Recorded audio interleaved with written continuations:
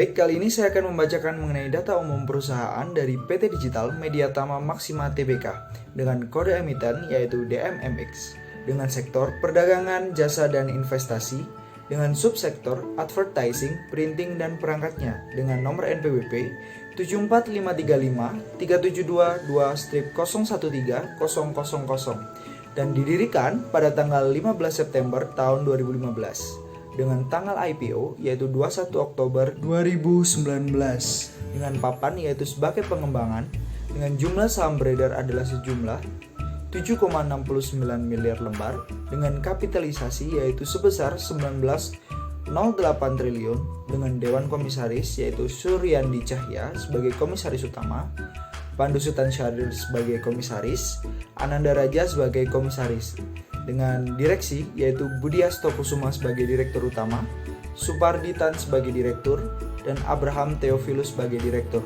dengan alamat yaitu Aksa Tower, lantai 7, Jalan Profesor Dr. Satrio nomor 18, Jakarta Selatan, DKI Jakarta, dengan kode pos 12940, dengan nomor telepon 021 3048010, dengan nomor fax 021 304800713, dengan alamat email corporate@dmmgroup.id, dengan situs yaitu www.dmmgroup.id.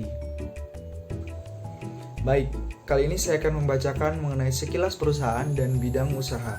Sekilas perusahaan PT Digital Media Tama Maksima Tbk atau DMMX menyediakan solusi perdagangan digital, platform berbasis cloud untuk pengiriman konten digital, dan layanan manajemen ujung ke ujung seperti manajemen konten digital, pengembangan sistem administrasi, dan program akuisisi penjualan. Dengan bidang usaha yaitu sebagai jasa penyedia platform media digital. Berikut informasi pemegang saham, baik itu nama pemegang saham, jumlah saham, modal disetor, dan presentase yang sudah tertara pada layar. Yang pertama yaitu PT NCF Indonesia, yang kedua ada PT Jaya Distribusi Retail, yang ketiga ada Publik, yang keempat ada Soreteria Wicaksana Investama, yang keempat ada Bank of Singapore Limited, dan yang kelima ada Secepat Express Indonesia, ada Suryandi Cahya, dan yang terakhir ada Treasure Stock. Selanjutnya yaitu profil entitas anak. Yang pertama yaitu perusahaan Digital Customer Engagement atau yang biasa disingkat dengan DCE. Nah, DCE ini berdiri berdasarkan Akta Notaris nomor 38 pada tanggal 15 Mei 2015. Dan DCE ini bergerak dalam bidang seperti perdagangan, pembangunan, jasa, percetakan, pengangkutan darat, dan pertanian yang berdomisili di Jakarta dan sudah beroperasi mulai dari tahun 2017. Untuk perusahaan kedua yaitu perusahaan Digital Maksima Indonesia atau yang kita sebut dengan DMI.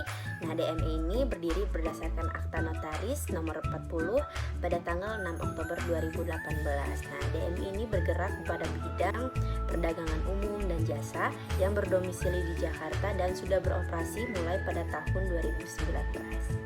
Nah, untuk perusahaan ketiga yaitu perusahaan DMMX Media Maksima atau yang sering kita sebut dengan DMMX. Nah, DMMX ini didirikan oleh entitas induk dan DCI pada tanggal 24 Agustus 2020 yang bergerak pada bidang perdagangan, telekomunikasi, pengembangan aplikasi melalui internet, pemrograman komputer, teknologi informasi dan jasa komputer lainnya dengan tujuan komersial dan periklanan yang berdomisili di Jakarta.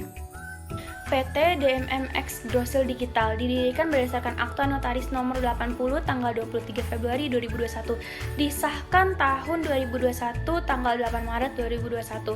DMMXG bergerak dalam bidang perdagangan, telekomunikasi, pemrograman komputer dan teknologi informasi jasa komputer lainnya dan berdomisili di Jakarta. Selanjutnya PT Bumi Langit Digital Media Tama didirikan berdasarkan Akta Notaris nomor 13 tanggal 2 Februari 2021, disahkan tahun 2021 tanggal 5 Maret 2021.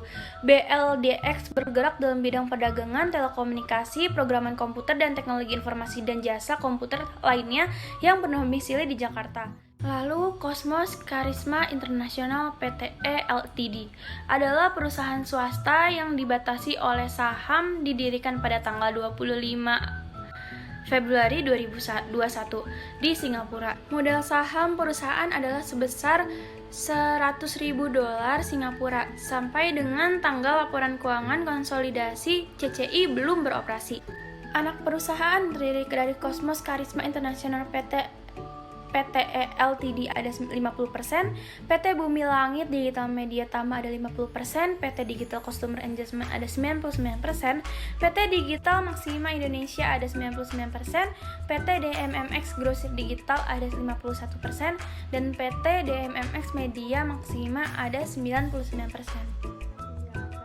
Mengenai ikhtisar laporan laba rugi pada PT Digital Media Tama Maxima Tbk. Tabel berikut menggambarkan ikhtisar data keuangan penting pada PT Digital Media Tama Maxima Tbk yang berasal dari dan dihitung berdasarkan total pendapatan untuk 4 tahun terakhir, laba kotor, total biaya operasi, pendapatan operasi, laba bersih sebelum dan sesudah pajak. Sehingga laba bersih yang diperoleh oleh PT Digital Media Tama Maxima Tbk untuk 4 tahun terakhir mengalami kenaikan yang cukup signifikan. Untuk EPS yang terdilusi menunjukkan jumlah laba per saham yang dapat diperoleh pada tahun 2020 sebesar 4,4%, 2019 7,57%, 2018 1,51%, 2017 0,09%. Ini dapat dikatakan bahwa setiap tahunnya saham yang diperoleh selalu meningkat. Adapun laporan neraca pada PT Digital Media Tama Maxima Tbk, pada tabel tersebut menggambarkan perbandingan setiap tahunnya bahwa saham yang beredar pada PT Digital Media Tama Maxima Tbk selalu mengalami peningkatan yang cukup signifikan. Untuk ikhtisar laporan laba rugi lebih jelasnya dapat dilihat dari gambar yang sudah tertera.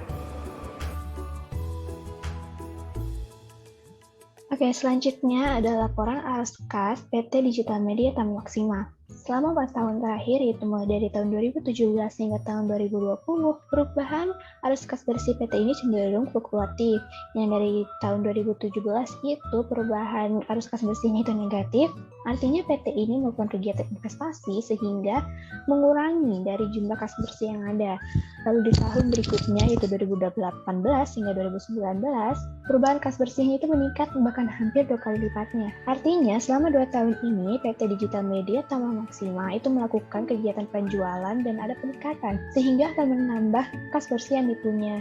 Lalu di tahun 2020, perubahan arus kas bersihnya ini mengalami penurunan kembali, karena ini bisa menandakan bahwa PT Media Tama melakukan kegiatan investasi yang akan mengurangi kas bersih yang dimiliki. Oke, selanjutnya kita akan membahas mengenai rasio yang ada di perusahaan ini. Rasio di perusahaan ini disebutkan kepada 3 hal, yaitu rasio penilaian yang bisa dilihat lebih jelas secara langsung melalui tabel yang sudah disediakan dengan ada komponen-komponen yang menentukan dari rasio penilaian itu sendiri. Lalu ada rasio profitabilitas. Rasio ini merupakan kemampuan perusahaan untuk mengukur bagaimana besar apa kemampuan perusahaan ini untuk mencapai keuntungan, dan mulai dari aset, ekuitas, modal, dan marginnya bisa dilihat dalam tabel selama 5 tahun terakhir. Lalu ada rasio likuiditas, yaitu kemampuan perusahaan dalam membayar kewajiban jangka pendeknya. Nah, perusahaan ini juga memiliki kemampuan yang baik dalam mengatur rasio likuiditasnya, ya bisa dilihat dari tabel bahwa rasio ini itu cenderung tidak ada yang minus, artinya bagus karena kemungkinannya kecil untuk gagal membayar kewajibannya jika minus. Tapi di sini di tabel kita tidak melihat bahwa PT Digital Media Tama itu minus dalam rasio likuiditasnya. Itu adalah suatu hal yang baik. Selanjutnya kita akan membahas mengenai ikhtisar saham dari PT Digital Media Tama ini. Untuk per November tanggal 11 itu PT Digital Media Tama Maxima itu mengalami kenaikan sebesar 778,89% di pasar modal, ya, sehingga nilai saham yang beredar itu sebesar 2.470 per lembar. Oke, jadi ini bisa dilihat ya dengan diagram yang ada itu cenderung menaik ya saham dari PT Digital Media Tama Maxima ini, sehingga bisa menjadi referensi yang bagus untuk menanamkan modal di PT ini. Dengan kita sudah lihat juga tadi laporan arus kasnya dengan rasio-rasionya bahwa perusahaan ini cukup berkompeten dalam menjalankan modalnya, menjalankan kasnya, menjalankan aset-asetnya. Dari saham yang beredar juga banyak dan memiliki nilai saham yang cukup terjangkau untuk bisa digunakan, untuk bisa dimanfaatkan oleh orang-orang.